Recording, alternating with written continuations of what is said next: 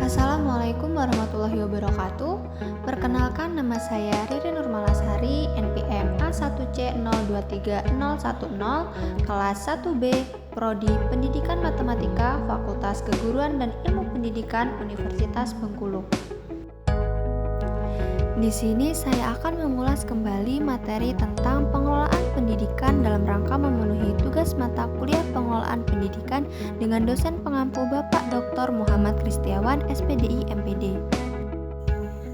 Di materi pertama ini kita akan membahas tentang konsep dasar pengelolaan dan pengelolaan pendidikan. Pengelolaan sendiri atau yang sering kita sebut sebagai manajemen adalah suatu proses tertentu yang terdiri atas perencanaan, pengorganisasian, penggerakan, dan pengawasan yang dilakukan untuk menentukan dan mencapai tujuan-tujuan tertentu dengan menggunakan SDM dan SDA yang ada. Manajemen pendidikan sendiri merupakan proses perencanaan, pengorganisasian, pengarahan, dan pengendalian sumber daya dalam sistem pendidikan untuk mencapai tujuan pendidikan yang diharapkan. Unsur manajemen sendiri terdiri dari 7M dan 1I. Yang pertama itu man atau manusia, yang kedua itu material atau barang, yang ketiga itu machine atau mesin, yang keempat money atau uang, yang kelima itu metode, yang keenam market atau pasar, yang ketujuh itu minute atau waktu, dan yang kedelapan adalah informasi. Fungsi manajemen yaitu sebagai planning, organizing, coordinating, directing, motivation, communication, leadership, penanggungan waktu, decision making, dan controlling. Sementara dalam dunia pendidikan, tujuan dan manfaat dari manajemen sendiri itu untuk mengetahui permasalahan dalam rangka percepatan penuntasan wajar 9 tahun, menyusun rencana dan merumuskan tujuan, mengidentifikasi kelemahan, kekuatan, peluang, dan ancaman dalam perencanaan, sebagai acuan dalam penetapan anggaran pendidikan, sebagai alat pengendalian dalam pelaksanaan pembangunan pendidikan khususnya dalam percepatan wajar 9 tahun. Di pembahasan selanjutnya kita akan membahas tentang sejarah pengelolaan pendidikan.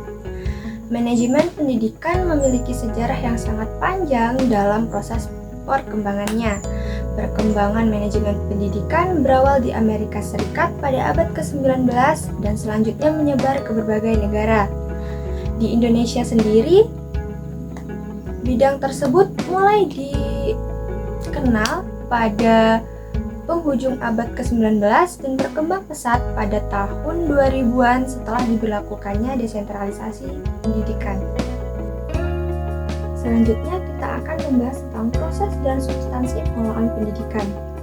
Proses pengelolaan pendidikan sendiri melibatkan serangkaian langkah yang dilakukan untuk mencapai tujuan pendidikan yang ditetapkan.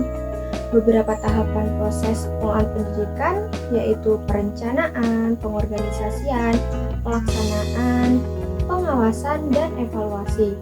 Sedangkan substansi pendidikan sendiri merupakan inti dari kegiatan pendidikan yang melibatkan pembelajaran dan pengajaran, meliputi kurikulum, peserta didik, tenaga pendidik dan kependidikan, sarana dan prasarana, tenaga pendidik, keuangan, layanan khusus, serta ketatawirausahaan dan mitra sekolah dengan masyarakat.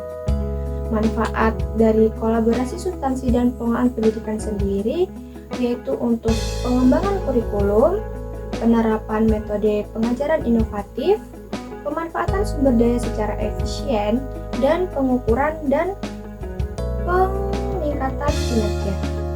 Next, kita membahas tentang standar pengelolaan pendidikan.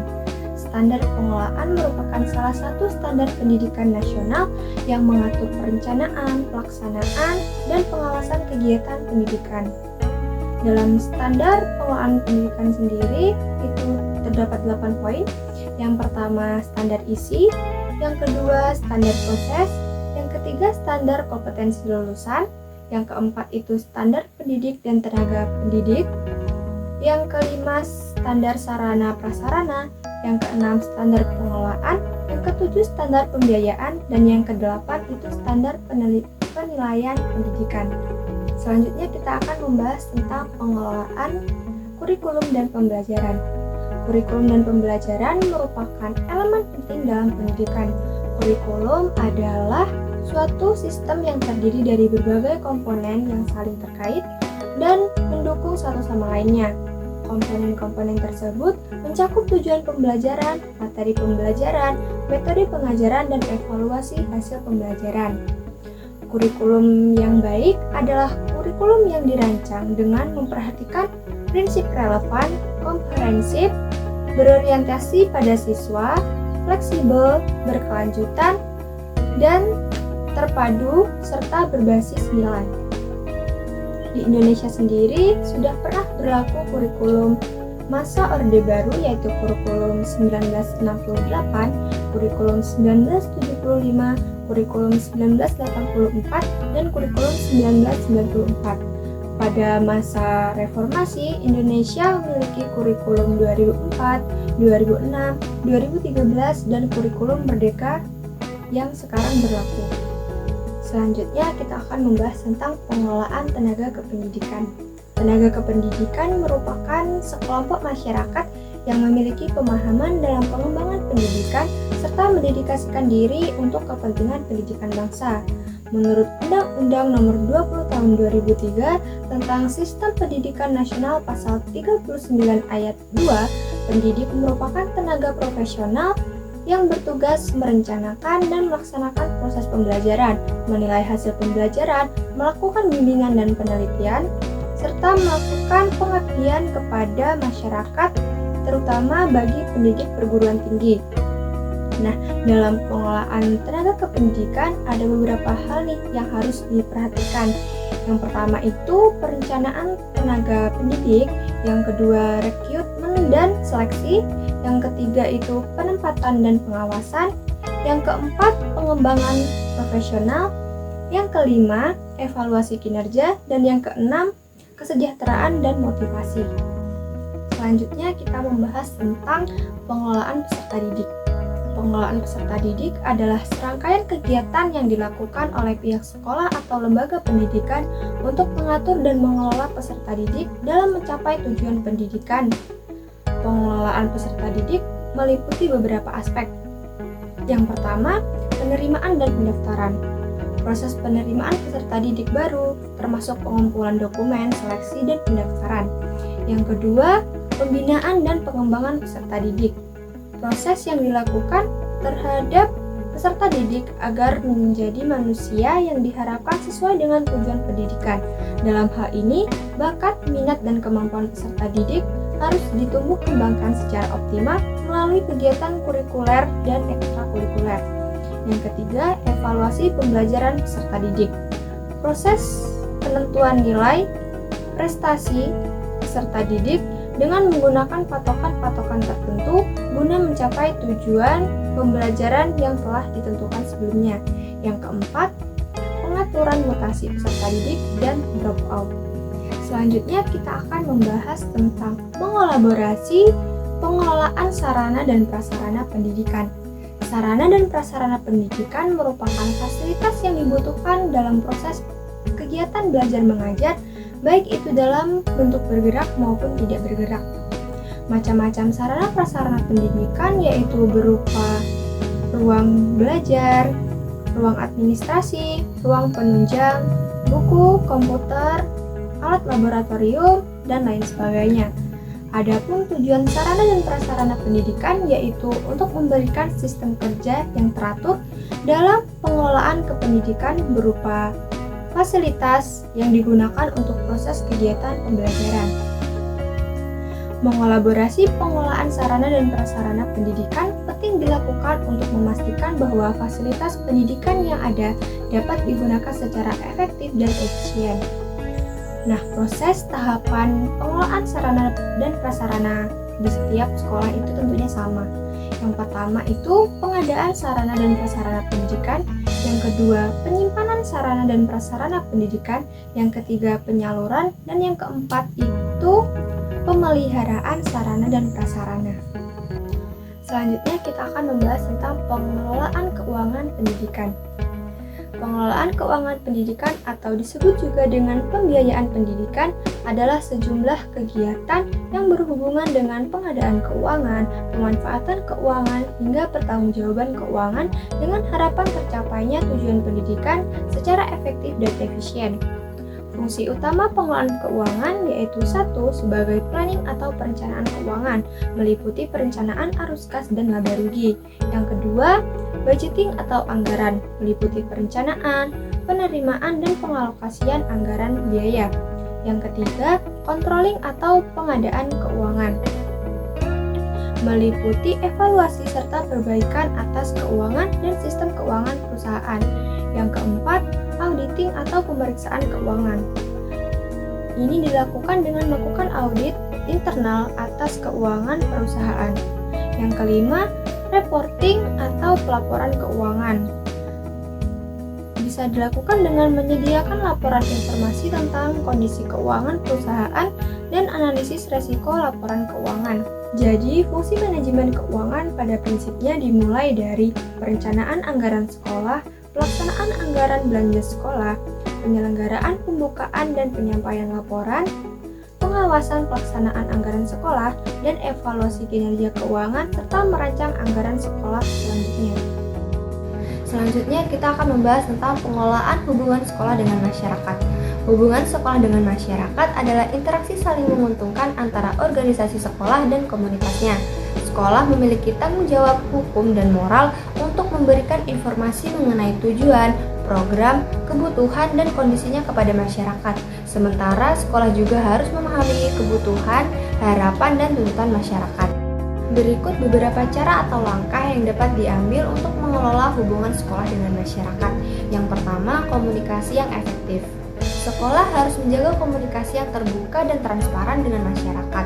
Ini dapat dilakukan melalui pertemuan orang tua, situs web, media sosial, dan saluran komunikasi lainnya. Hal ini dapat memungkinkan sekolah untuk berbagi informasi tentang kegiatan, prestasi siswa, dan kebijakan sekolah, serta mendengarkan masukan dan umpan balik dari masyarakat. Yang kedua adalah keterlibatan masyarakat. Sekolah harus mendorong partisipasi aktif masyarakat dalam kegiatan sekolah.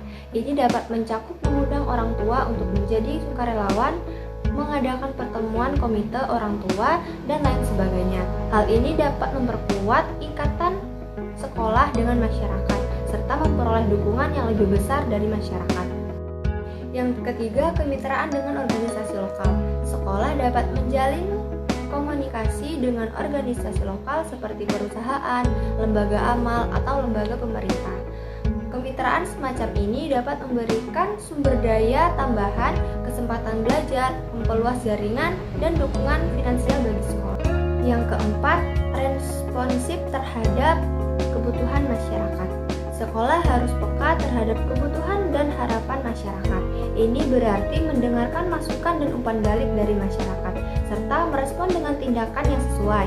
Misalnya, jika masyarakat menginginkan peningkatan dalam kurikulum atau fasilitas sekolah, sekolah harus bersedia untuk mempertimbangkan perubahan tersebut. Yang kelima, membangun citra positif. Sekolah harus berusaha membangun citra positif di mata masyarakat. Ini dapat dilakukan dengan mempromosikan prestasi siswa, mengadakan acara yang melibatkan masyarakat, atau berpartisipasi dalam kegiatan komunitas. Dengan membangun citra positif, sekolah dapat meningkatkan kepercayaan dan dukungan dari masyarakat. Next, kita akan membahas tentang pengelolaan dan peningkatan mutu pendidikan. Pengelolaan dan peningkatan mutu pendidikan adalah upaya yang melibatkan berbagai pemangku kepentingan, termasuk pemerintah, lembaga pendidikan, guru, siswa, orang tua, dan masyarakat untuk meningkatkan mutu atau kualitas pendidikan. Pendidikan bermutu adalah pendidikan yang mampu melakukan proses pematangan kualitas siswa yang dikembangkan dengan cara membebaskan siswa dari ketidaktahuan dan ketidakpahaman. Mutu sendiri didefinisikan sebagai gambaran karakteristik menyeluruh dari bidang atau jasa yang menunjukkan dalam kemampuan memuaskan kebutuhan yang dibutuhkan atau tersirat. Dalam bentuk pendidikan, Pengertian mutu mencakup input, proses, dan output pendidikan. Menurut Yantisri 2013, peningkatan mutu pendidikan dapat dicapai melalui dua strategi, yaitu peningkatan mutu pendidikan yang berorientasi pendidikan keterampilan dalam segi mental maupun fisik yang berbasis luas, dan peningkatan mutu pendidikan yang secara lebih khusus berorientasi akademik. Sedangkan menurut Fadil 2016 mengemukakan bahwa pendidikan atau sekolah yang bermutu dapat ditingkatkan apabila sekolah memiliki dukungan pemerintah, kepemimpinan kepala sekolah yang efektif, kinerja guru yang baik, kurikulum yang relevan, lulusan yang berkualitas, budaya dan iklim organisasi yang efektif, serta dukungan masyarakat dan orang tua siswa. Selanjutnya kita akan membahas tentang supervisi manajerial dan supervisi akademik. Supervisi berasal dari kata supervision yang artinya pembahasan. Individu yang menjalankan tugas pendidikan disebut supervisor. Supervisi pendidikan berperan untuk mengawasi kegiatan jalannya pendidikan dan memperbaiki kekurangan dan kesalahan dalam proses pendidikan untuk meningkatkan kualitas pendidikan. Kualitas pendidikan dapat dilihat dari prestasi akademik dan non-akademik peserta didik dalam kancah nasional dan internasional, sehingga keberhasilan pelaksanaan supervisi pendidikan dapat diukur dari peningkatan prestasi belajar peserta didik. Supervisi terbagi menjadi dua. Yang pertama yaitu supervisi manajerial atau proses pengawasan dan pengelolaan kinerja karyawan dalam suatu organisasi atau perusahaan. Tujuan utama dari supervisi manajerial adalah untuk memastikan bahwa sekolah dapat meningkatkan efektivitas dan efisiensi dalam pengelolaan sekolah. Supervisi manajerial ini melibatkan pematangan kinerja, memberikan umpan balik, memberikan arahan dan mengidentifikasi serta mengatasi masalah yang mungkin timbul dalam pelaksanaan tugas. Terakhir kita akan membahas tentang kepemimpinan pendidikan dan pengambilan keputusan. Kepemimpinan pendidikan adalah kemampuan seseorang untuk memimpin dan mengelola sistem pendidikan dengan tujuan mencapai visi, misi, dan tujuan pendidikan yang ditetapkan. Seorang pemimpin pendidikan bertanggung jawab untuk mengarahkan, menginspirasi, dan memotivasi staf siswa dan pemangku kepentingan lainnya dalam mencapai keunggulan pendidikan. Sedangkan pengambilan keputusan dalam konteks pendidikan adalah proses memilih tindakan terbaik dari berbagai pilihan yang tersedia untuk mencapai tujuan pendidikan yang ditetapkan. Keputusan yang diambil harus didasarkan pada informasi yang akurat, data yang relevan, dan pemahaman yang mendalam tentang situasi dan konteks pendidikan, serta harus mempertimbangkan nilai etika dan keadilan.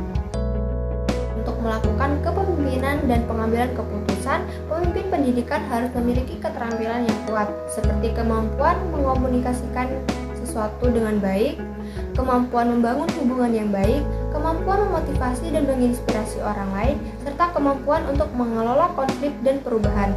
Mereka juga harus memiliki pemahaman yang mendalam tentang pendidikan, kebutuhan siswa, dan tren pendidikan terkini, serta mampu menganalisis masalah, mengevaluasi opsi yang ada, dan mempertimbangkan konsekuensi dari setiap keputusan yang diambil.